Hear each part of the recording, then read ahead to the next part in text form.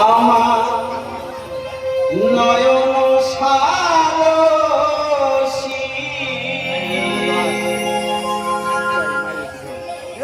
সায়নে সাপনে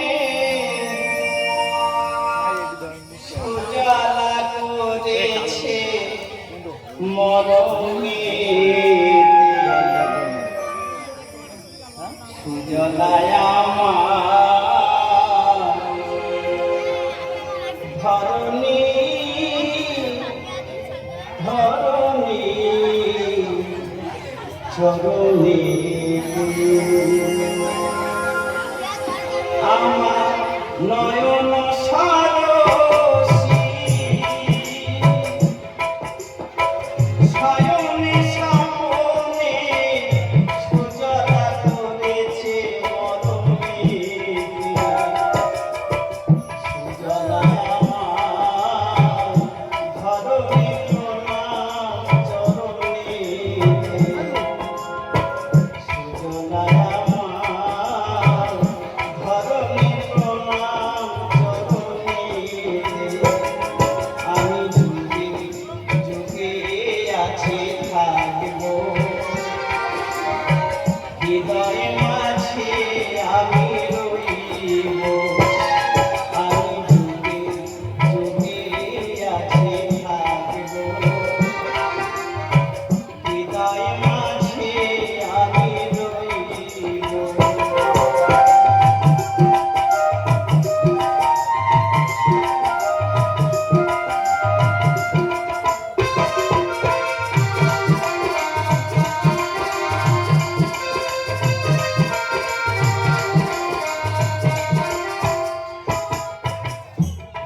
আমার বিশ্বাস যেন বায়ুময় যা দেখি নয়নে রয়ে যায় তবু অপার খুশি আছে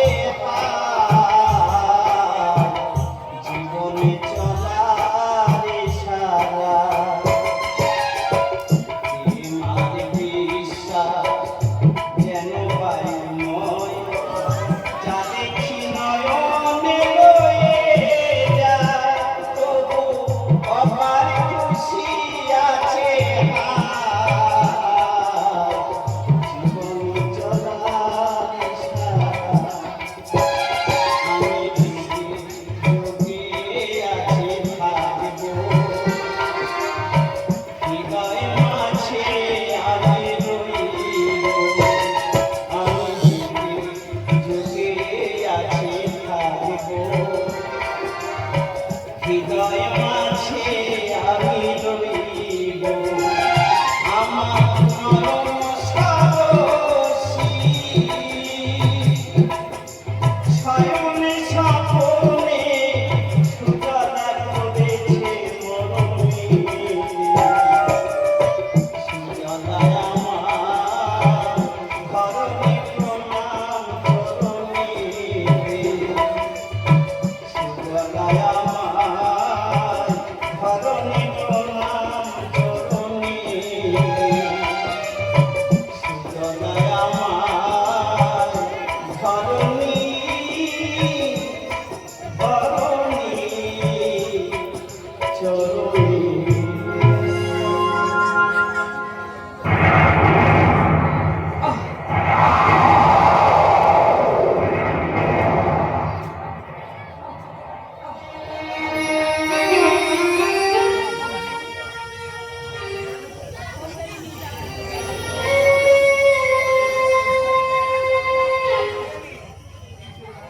হাইরে ভক্ত আমাকে প্রতিষ্ঠা করে ভগ্ন পাতার কুটিরে ফেলে আর প্রেমিকে উচ্চ রাজপ্রাসাদে সুখের নিদ্রায় মগ্ন আর এই ভগবানকে অবহেলা অবজ্ঞা ভগ্ন মন্দিরে পড়ে আছি দিনের পর দিন না খেয়ে অনাহারে পড়ে আছি কোন ভক্ত নয়নে মিলে এসে দেখে না ভগবান কোথায় আছে, কেমন আছে। কালো মেঘের দুরান্ত ঝড় এসে আমার ভগ্ন পাতার কুটির ভেঙে দিয়ে চলে গিয়েছে। আকাশের গর্জনে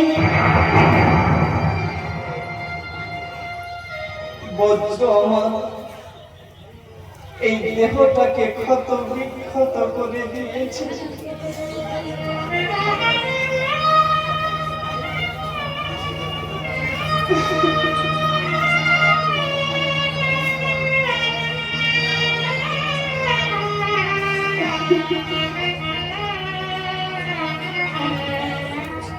আমি সহ্য করতে পারছি না, তাই আমি এখান থেকে চলে যাচ্ছি প্রফুল্ল ব্রাহ্মণ। যদি কোনোদিন আমার মন্দির নির্মাণ করে দিতে পারো, আমি যেখানে থাকি না কেন আবার তোমার ডাকে আমি ফিরে আসবো। আমি যুগে যুগে আছি থাকবো, হৃদয় মাঝে আমি রইব। আমি যুগে যুগে আছি থাকবো, হৃদয় মাঝে আমি রইব।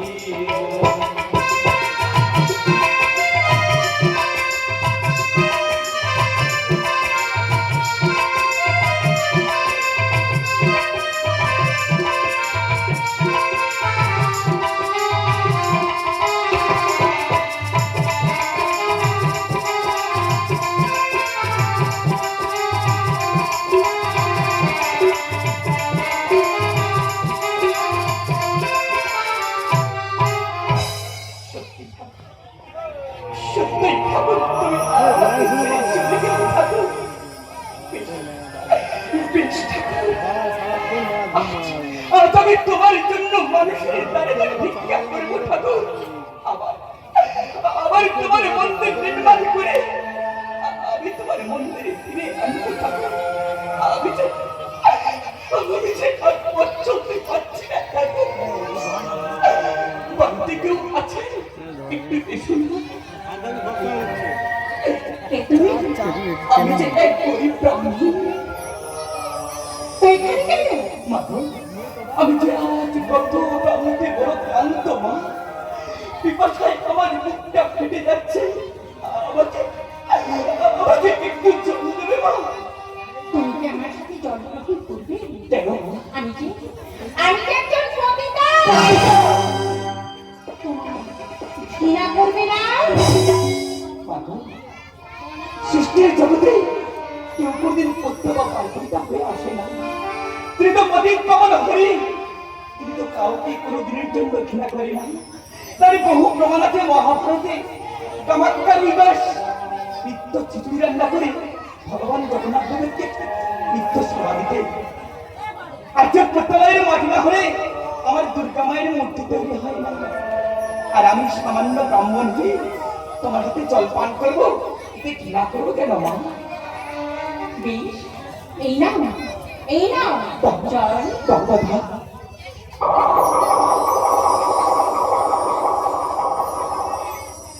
একে কি শান্তি!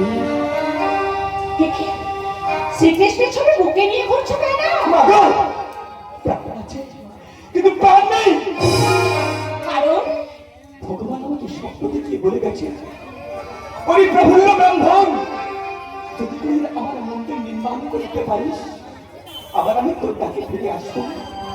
আমি তো গরিব ব্রাহ্মণ, ওই ভগবানের মন্দির নির্মাণ করার ক্ষমতা আমার নেই। আমি নগর নগর ভিক্ষা করছি ওই ভগবানের মন্দির নির্মাণ করার জন্য। তুমি আমাকে কিছু সাহায্য করবে মা? বেশ, এই মন্দির নির্মাণের জন্য যত টাকা লাগে আমি দিব, কিন্তু আজ থেকে তুমি আর কোনোদিন ভিক্ষা করতে যাবে না। আর আমার কিছু অলঙ্কার আমি তোমার হাতে তুলে দিব। এগুলো নিয়ে তুমি ভগবানের জন্য একটা সুন্দর সোনার মুকুট করে দিও। আমি নিতে পারি, তবে একটি শর্ত। যেদিন ভগবানের মন্দির নির্মাণ হয়ে যাবে ওই ভগবানের স্বর্ণমুকুট করাতে তোমাকে যেতে দেব না। বেশ, হবে। এই নাও আমার অলংকার।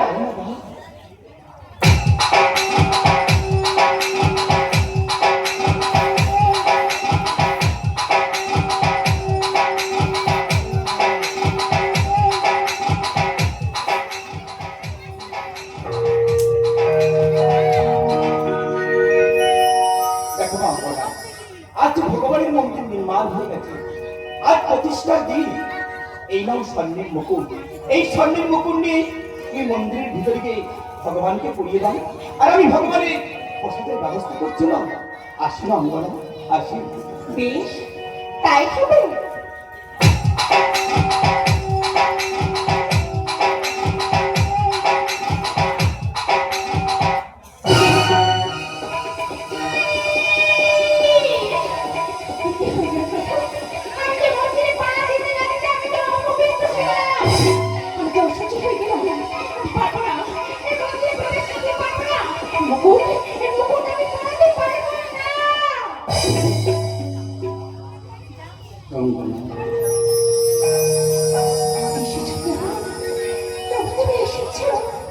কোথায় যাচ্ছ তুমি? এসো কাছে, নিজ হাতে মুকুট পরিয়ে দাও মামা। এসো। এ তোমার কেমন পরীক্ষা প্রভু? এ তোমার কেমন পরীক্ষা? না হয় আমি পবিত্র, আমি কি এতই পাপী? মন্দিরে পা দিতে না দিতে আমি তো অপবিত্র হয়ে গেলাম, আমি তো অসুচি হয়ে গেলাম। রাখো না, রাখো না তুচ্ছ জীবন, আমি দিব আমার এই প্রাণ বিসর্জন দাও।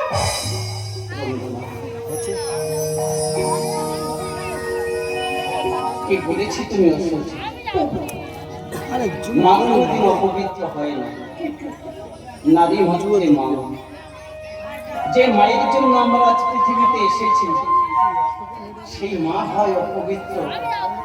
ভুল শুনেছ তুমি। যে পণ্ডিত কহিছে বাক্য সম্পূর্ণ মিথ্যায় বাণী। গঙ্গায় কত নোংরা আবর্জনা ভেসে আসে, কিন্তু সেই গঙ্গা জল না বলে কোন দেবতার পুজো হয় না। তাই কহিব কথা নিয় কর্মে, আমার বাক্য বাণী শ্রবণ করিয়া পড়িয়ে দিও মুকুট আমার মাথায় তুমি। বেশ প্রভু, তাই হবে প্রভু, তাই হবে।